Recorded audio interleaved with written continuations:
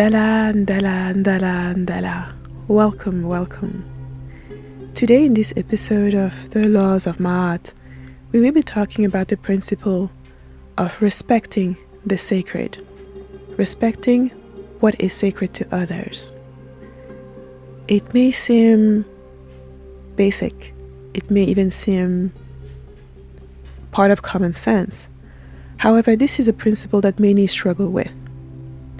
You come somewhere, you meet people from different religions, people from different cultures, people who have different point of views. And many feel challenged, many feel that they need to debate, that they need to prove their point, even that they need to convince others of their own belief systems. This principle is calling upon you to not just tolerate, but to respect what is sacred to others, to respect others' cultures, others' way of life, others' belief systems. And this goes both ways. If you want to be respected, you have to give in order to receive. And of course, as for all of the principles, I see comments and I see some of the messages that are being sent. The laws of MAAT are an invitation. You don't have to follow them. If you're called to do so, then do it. But if this does not resonate with you, that means it is not for you. So there is no obligation for you to do anything. You do things because you want to and because you're called to do them, and you accept that calling. The aspect of respecting what is sacred to others is very important. On the channel, we already had discussions about, for example, the use of graveyard dirt, aspect of respecting someone else's culture and beliefs and traditions. From your point of view, it may all be all well and good, but it may not be for the individuals who have those sacred burial grounds. And so it requires you to look beyond your own realm of belief and your own reality.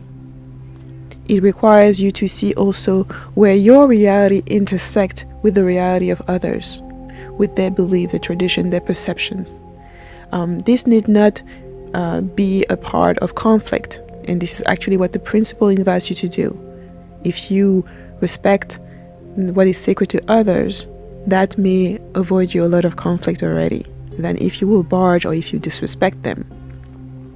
So it's important to provide the sanctity of the sacred that others have for their own belief in their culture, if you also want them to be able to do the same for you. Of course, there are no guarantees. You may respect somebody and the person disrespects you. You may respect a place, a culture, and the people, and they do not reciprocate towards you. Okay? Just like in love, there's no guarantee. All what you can do is offer what you have. All what you can do is offer your best and do your best, and leave the rest to the test. And here, respecting others, respecting what is sacred to others, pertains to the others outside of yourself, meaning people from other culture and religion and so forth and so on. But it also underlined the others within yourself, meaning the old you, the you who used to be a Christian, the you who used to be a Muslim, the you who used to not believe in anything, the you who used to not complete or engage in your own commitments, the you who used to not believe in your own self. You also have to respect those different aspects of who you used to be. Okay? And oftentimes when you judge, when you disrespect others in so many different ways, you are disrespecting some aspects of your old self. It may even bring you back to ways you've been disrespected in the past. It may also bring you back to disrespect your own self because of the way you are still judging yourself. So you judge other people because in fact you are still judging a piece of yourself. And this is specifically for many of you who have come from Christianity and who want to reconnect with with African spirituality, or who want to connect and learn more about African spirituality. There's no need for you to judge your old Christian self. There's no need for you to judge yourself from when you were Christian. It was a path you had to go through, a path that brought you a lot because it enabled you to learn about yourself. It enabled you to get where you are today. So there's no need for you to have any anger or shame about who you used to be. On the contrary, you should be looking back and seeing how far you've come and being proud of that, and looking at how and what it took you to get where you are today. So as you've noticed, my channel is not about flattering you or shaming you. It's about encouraging you to keep doing better. It's about encouraging you to keep improving, to help you, assist you on that path to be the best version of yourself. And so in that process, looking back and judging your old self is not beneficial. Look back to see the lessons. Look back to see the things you've learned. Understand that all of the beliefs you held at one point were useful to you at that time. This is why you held them. This is why you resonated with them. This is why you went towards them. Now, if they no longer resonate with you, then understand that those same beliefs may be helping someone else at this time. So there's no need for you to judge other people who remain in that religion, who remain in that system of belief, who remain in that path that you left long ago. And there's no need to praise yourself over them. There is a need, however, to humble yourself in terms of understanding that we are not all on the same path. Those who are there now are not on the path that you are following. They're following their own specific path. And that's okay.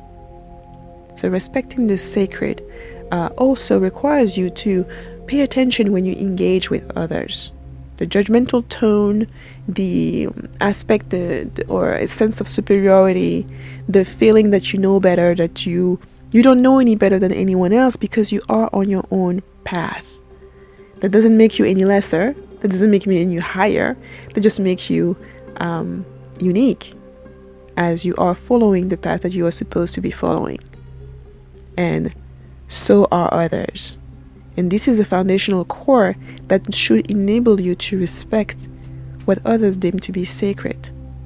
This engages with the sacred books that they use, whether it is the Bible, the Quran, the Bhagavad Gita, all of those different books, and there are many more.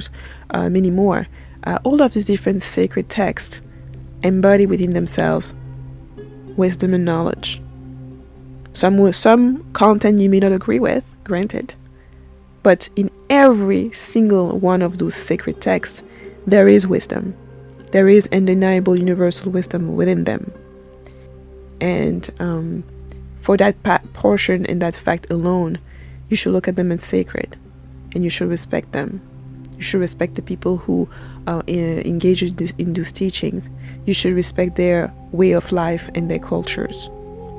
Now, this does not mean that you have to participate in everything they do. This does not mean that you have to change your own belief in order to respect them. This does not mean that you have to honor them and take part in their specific ritual and all of that. No. It simply means that you acknowledge that others have also the right and the liberty to believe in things that you don't, to act in ways that you may not prefer to act, to partake in cultures that you know nothing about, or little about, or that you don't want to take part of. It's to acknowledge that the world is not just breathed with one brush, nor with your eyes, nor with just your own vision. It's acknowledging that there is a diversity on this planet, and there's a reason behind this. It's not just a coincidence that there are so many different religions, systems, cultures. Most of them spring out of specific natural environments. And there's a reason for that. So in this episode, if you're called to this week or this month or this quarter, apply and see where you may be able to improve in the way you honor the sacred, what is sacred to others. Because by honoring what is sacred to others, you also honor what is sacred to you.